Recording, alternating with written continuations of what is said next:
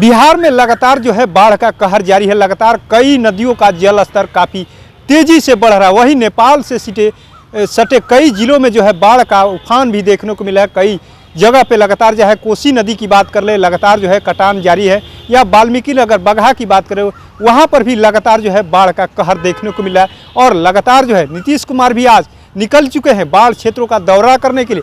नेपाल से सटे जो भी जिले हैं वहाँ पर नीतीश कुमार आज दौरा करने के लिए पहुँचे हुए हैं और मुआयना कर रहे हैं। हालांकि इसको लेकर के लगातार जो है तेजस्वी यादव भी सवाल खड़े कर रहे हैं। अब आरजेडी के प्रदेश अध्यक्ष जगदानंद सिंह ने भी एक बड़ा सलाह दे दिया। सुनाते हैं आपको जगदानंद सिंह ने क्या कुछ कहा।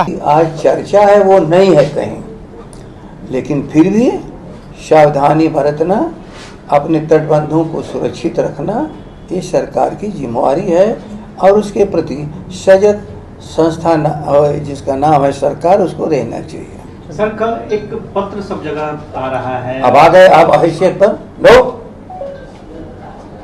लेकिन उसको लेकर नो आपके नाम नहीं, हम चले जाएंगे। नहीं सर, ये जो वादा करो उसे तोड़ो मत।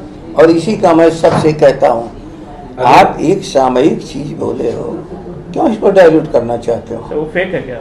आज पूरे बिहार की जनजीवन की रक्षा सुरक्षा के लिए हम सब लोग चिंतित हैं, उतने पर रहो। बाकी तो अपना लोग पॉलिटिकल काम करते ही रहते हैं, इससे क्या मतलब? अच्छा, कई जगहों पर सर पुल गिरा है कई जगहों पर, और उसके लिए सरकार ने समीक्षा भी की, कई इंजीनियरों को सस्पेंड कर दिया गया। देखिए, वो एक सवाल वैज्ञानिक इसका देंगे, आखिर ये पुल और पुलिया पहले भी थे, आखिर कारण क्या है? एक ही हम प्राकृतिक का बदलाव, हम प्रकृति का देख रहे हैं। इस साल भयानक गर्मी पहले, भयानक गर्मी, क्या इसका कुछ प्रभाव पड़ा है क्या?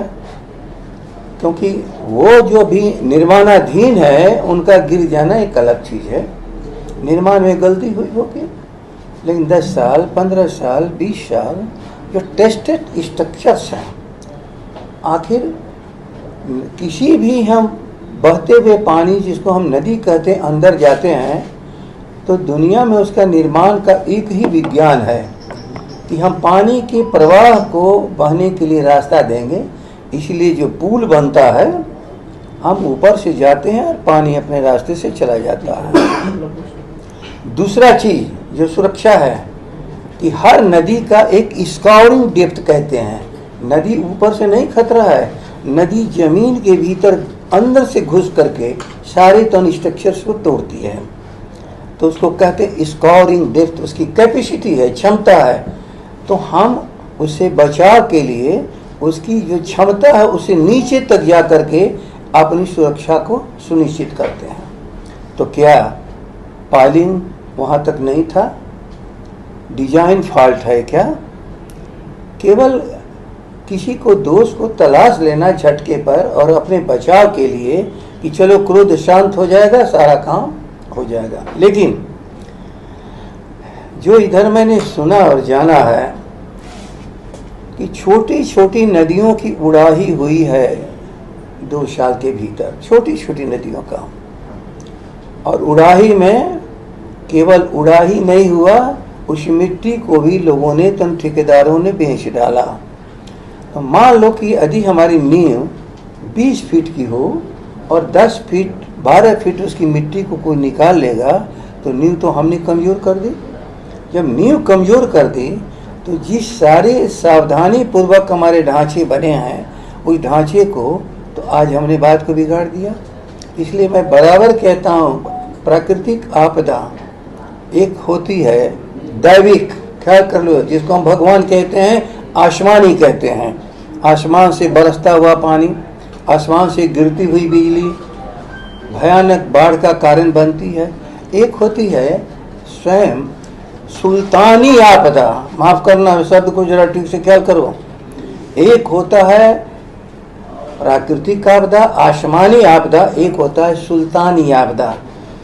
हम प्रकृति के नियम को तोड़ेंगे, अपनी रक्षा सुरक्षा स्वयं हम खत्म कर देंगे, तो ये हमारी सुल्तानी आपदा है, राज्य का दोष है।